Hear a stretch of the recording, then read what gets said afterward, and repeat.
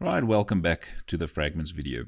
So where we left off the last time was an app that looks like this. So we've got our items listed, and you can see that if I click on one of the items, it's nicely showing there. So what I want to do for this video, well, before we start with the rest of this, I want to add some real data in here so that it doesn't say item 1 and description for item 1. So I want you to go to this link, bit.ly, and then go to arrays.xml. And if you open up that link, you will see that it goes to an arrays XML. So this will then be our choices, the chess pieces for the king, the queen, the bishop, the knight, the rook, and the pawn. And then from there on, there's descriptions for every one of them. So it's two parallel arrays, and I'll show you now how to implement this in our application. So you can just basically download that XML file, and then if it's downloaded, pause the video, quickly download that, and when you're done downloading, we'll come back to the video. Right, so back at the video, let's go and paste that file. So that file that you just downloaded, copy that arrays XML file, and I want you to go into your resources folder, go into values, and paste it there. So you're going to say paste in your values folder. It's going to be arrays XML, and you're going to say OK. So it will look like this. There's your arrays XML, and you can see this is also another way to create static arrays inside of your application. So you can just declare an array of the specific type. In this case, it's a string array. The name of the array will be pieces, and you can place in a lot of these item tags, and that will basically be at position 0, 1, 2, 3, 4, 5, and so forth for your array called pieces. And then we also have a string array called descriptions, with also item tags. Now these are a bit long item tags because it's descriptions for the chess pieces. So what we want to do is to, instead of saying this is item 1, item 2, item 3 there, we will show the chess pieces here, and if you click on them, it shows the description. Okay, so let's see how we can change our coding to quickly implement these arrays instead of this descriptions there. So instead of saying array list there at the top, let's declare a string array. So we'll just declare a string array there at the top. So I'm in the main activity currently. So instead of saying descriptions equals a new array list, we can then set this one now to get resources, and that refers back to your resources folder, dot get string array, and then we're going to say r.array, and if you put the dot there, you'll see your two arrays that we have in that arrays.xml. So this one is the description, so we're going to refer to the descriptions there. Okay, so and then we actually do not need these adds anymore, and we'll just go there. Instead of saying descriptions.getIndex, we'll just have the block brackets there without the dot and passing in the index. Okay, so this part is done. So this descriptions variable is declared as a string array, because in my arrays XML I have a string array called pieces as well as a string array called descriptions. And in the main activity we're linking up to the descriptions part.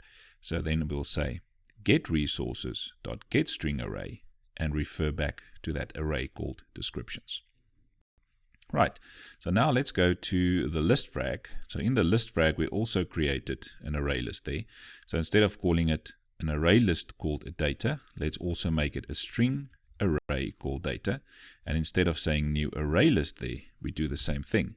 We say get resources dot get string array, and we refer to the array by saying r.array dot, and then in this case it's the pieces. Right, so instead of saying data.add there, we can remove that. We already have the data, and there we pass it in, so it should work. Let's see how it works now. I'm gonna run it quickly. Let's look at the app. Right, so you can see that we've got a list of the chess pieces now, and when you click on king or queen or knight or bishop or rook or pawn, we will see those data displayed for that specific one that we clicked. So if you click on knight, you'll see the description for the knight. Okay, so that's just a bit more complete example on what we try to achieve here. Okay, so now at this stage, we've got our application looking nice. We've got the list view, and when we click the list view, everything works on that side. But if I place my phone again into portrait mode, then portrait mode does not look good at all. So we can't have our phone look like this. So what we want to do now is to have, when it's in portrait mode, we'll only have the list view here. And then when I click on an item on the list view, it must show the detail view. Now, in order to achieve this, let's go into our resources folder. So what we need to do now is to go and create another layout folder, and I'll explain this now. So you're going to right click on your resources folder, and you're going to say new and go to directory. And then the name that you need to have here is called layout land. So your phone will automatically decide which layout file or folder to go into depending on in what mode your specific phone is. So if it is in landscape mode, it will take all your layouts inside of your layout land folder. And if it's in portrait mode, it will go to the normal layout folder. So we're going to call a folder layout land, and make sure that you call it exactly like I have it here. And then say OK. And you can see that now under layout, you don't see the layout land folder. But if you can go to, in mine is on the desktop Android projects, if I go into my project folder, you will see that you actually have two folders there, one called layout and the other one called layout land. And we'll see that now. So what I want you to do now is to go to activity main, go into the text tab at the bottom, and we're going to give this linear layout an ID. So we'll just say Android ID. We're going to use the plus ID there, and I'm going to call this one, let's start this one as the portrait mode. So I'm going to say layout underscore portrait. Right, so this layout file will be my portrait layout file. So it's called activity underscore main, and the ID for it is portrait. So now what I'm going to do is I'm going to copy this file, copy it, and I'm going to go into my layout folder. Or let's try inside of the resource folder, and I'm going to paste it there. But now instead of going to the layout, the normal layout folder that we have there, I'm going to go to the three dots, and you'll see there's a layout land folder. So you'll see there's a layout folder and there's a layout land folder. So you go into that one and say open. That's where I want to place it. So make sure then that you can see that it goes to the directory in your folder, app source main resources layout land, and you can see there's the layout land folder now, and you say OK. Now you'll see the difference now. If you go into layout, you'll see that there's, for the activity main, there's two layout files.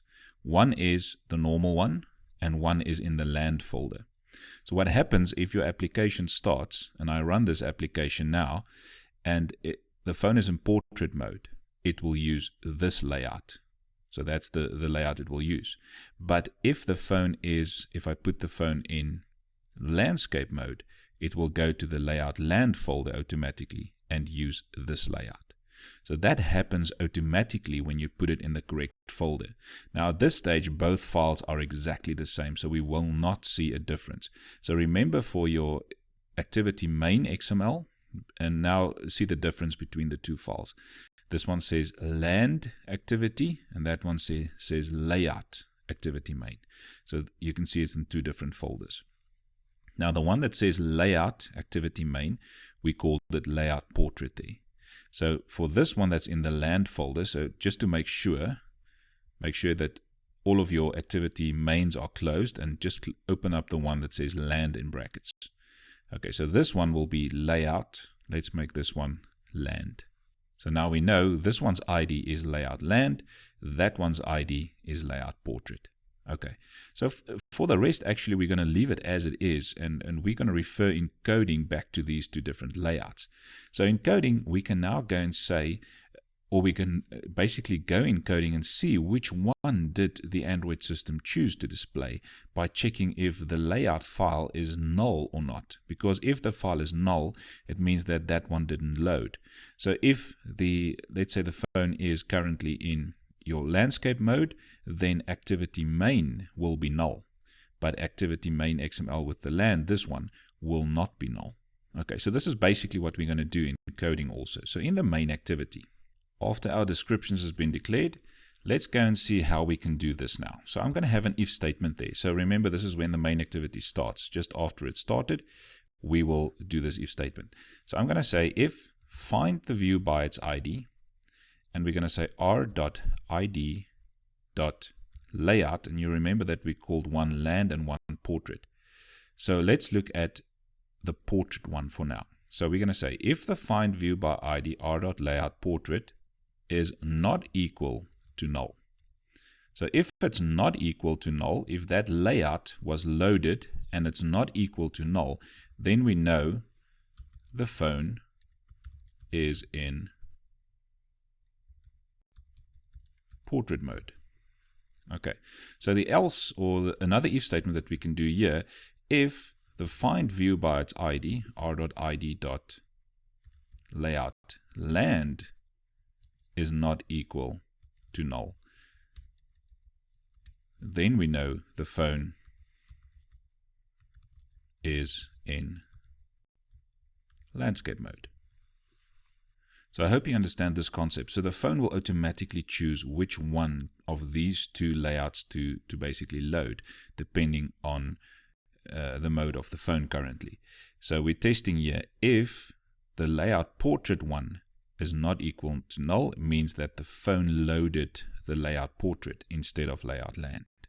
But if this one is not null, we know the phone loaded layout land and not layout portrait. Okay. So now what we're going to do then is to use the fragment manager. So you're going to use the fragment manager of the support version 4 app library, and let's call it manager, equals this.get support fragment manager. Then on that manager object, we will begin a transaction. And normally how this works, you'll begin a transaction and then you'll do a few things and then you save the changes on what you did. So I'm going to start with, so just go to a new line. I'm going to start with the hide method first. So you can see that we can hide a fragment now.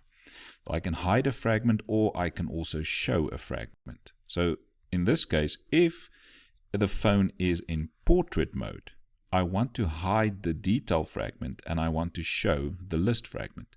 So remember, portrait mode looks like this. This is portrait mode. So if the phone is this way, we want to show this fragment and we want to hide this fragment. So which one do we want to hide? I'm going to go to manager dot find a fragment by its ID, and now I don't think we have given our fragments IDs. So let's just quickly go before we carry on with that. Let's go to fragment list quickly. Actually, not on this file. Let's go to the main activity. So in activity main XML, the first one, this one we called list frag, that one we called detail frag. So actually we did that in the previous video. If you go to this one, you can see this one is called list frag and that one is called detail frag. So everything was done for us in the previous video. Right, so we can refer to them by referring to the list frag and the detail frag. So I'm going to go to the one that we want to hide. If it's in portrait mode, we want to hide the detail fragment. So I'm going to say r.id.detail frag. That's the one I want to hide. Which one do I want to show? So I'm going to go to manager dot find the fragment by its ID, r.id.list frag. And then after that, we'll just call commit to save everything that we've done so far. Right, so basically this fragment manager will help us now to begin a transaction and hide the detail fragment and show the list fragment when the phone is in portrait mode. Now let's go to the other side. I'm going to copy and paste these lines of coding. So I'm going to copy it and we paste it there. So now on this side, if the phone is in landscape mode like this now, so this is landscape mode, you can see that we do not want to hide any one of the fragments. We want to show both of them. So instead of having the hide there, I'll have two shows there because I want to show both the detail fragment as well as the list fragment. Now let's run this quickly, and you see that these highlighted values here are just saying that it could be null. So you can actually test if this manager.find fragment by ID is not null, then we hide it and we show it. But that's up to you. So I'm going to run this quickly and see if we leave our phone now in portrait mode, what will the app do for us?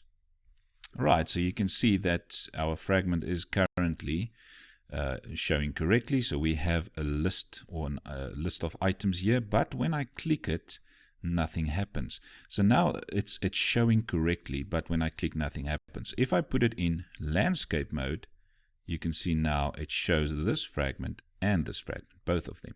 But as soon as I go to portrait mode, it will only show the list view. So this is what we did now with these two pieces of coding. Now the next part is, if we click now an item here, then we want to show that item on the other fragment. Right, so where does that happen?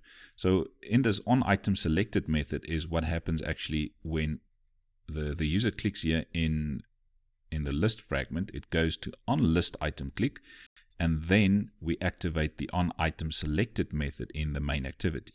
So as soon as that item gets selected, yes, we can set the text. Remember, that fragment is in memory, so setting that text will be 100% correct. No problems there. So what we can do then, we can test here. If again, the find fragment by ID or find view by ID, r.id.layout portrait, if it's in portrait mode, then we do that.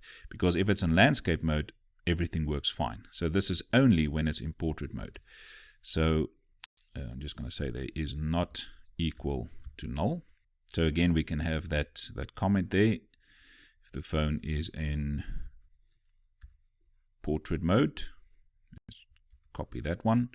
So again there, your phone is now in portrait mode. So only if the phone is currently in portrait mode, then we want to do what we're going to do now. So I'm going to use this fragment manager again. I'm going to copy that, paste it there, and we'll have the fragment manager again. We will begin the transaction. Actually, we should have copied the other one, but it doesn't matter. So we're going to hide in this case, the list frag. So let's just change the show and the hide there. That one we can have show, and this one should be hidden. So when the item gets clicked, this method will run, and we will show the detail frag but hide the list fragment, and then see how it works. Okay, so let's run it. Right, so now we have a slight problem. As soon as the application starts, we are already in the detail view. Now, why is that? So if you remember, in the list frag, we said that we wanted to actually run this line there right at the beginning to select the first one, and that's actually what happened. It's like we clicked it already. So just comment out that line for now, and let's run it again so that we don't click the very first item right at the start. Right, and there you can see there the app runs, and we've got the list of all the chess pieces again, and if I click on the king there, it takes me back to this one. Okay, now if I click on the back button, it actually takes me out of the activity, which is not what we want, so we'll fix that now. So let's just run this app again, Fragments.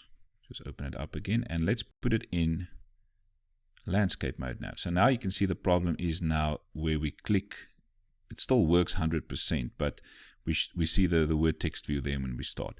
So let's just quickly correct this part. So in order for this to work correctly, we will have a slight if statement here, or small if statement here, and we're just going to say if this dot get activity, that gets the activity that's hosting this fragment. In this case, it is our main activity. Dot find the view by its ID, and we're going to refer to r.id.layout, in this case, portrait. So if the phone is currently in portrait mode, not equal to null, then we can run this coding. So I'm going to copy that or cut it there and paste it. So actually, I think let's make this equal to null, because we want to have it if the phone is in portrait, or if the phone is in landscape mode. I'm just going to add this here. The phone is in landscape mode. So if portrait is null, we know it's landscape. Unless you want to say, let's do it land there again, and then we can say not equal to null. That's the same thing. Okay, so if the activity is currently in landscape mode, then we want to have it clicked already. Otherwise, we do not want it. So let's try this out again. Right, so now you can see when the app runs, we've got that nicely figured out again. Now, if I go back to this one, you can see it's not clicked. So if I click there, it takes me back to this one. So the only problem we have left is when we click on the back button, and now it goes out of the application instead of going back to the list view. Now, in order to correct that, we'll just go back to the main activity, and there where we said where we click on it, we will add there just one extra line there. So we'll say add to backstack, and we're just going to pass in the null value there, and that will allow us to go back to the list view. So I'm going to run this quickly again. Right, so if I click on one of the items there and I click on the back button, it goes back to the list view. Now if I click on the pawn, I can see the pawn. If I go back to the knight, I can see the knight's description, and so forth. So now if we put the phone in landscape mode, you can see everything is working 100%. Right, and that is the end of Fragments. I hope that you understand Fragments after this example.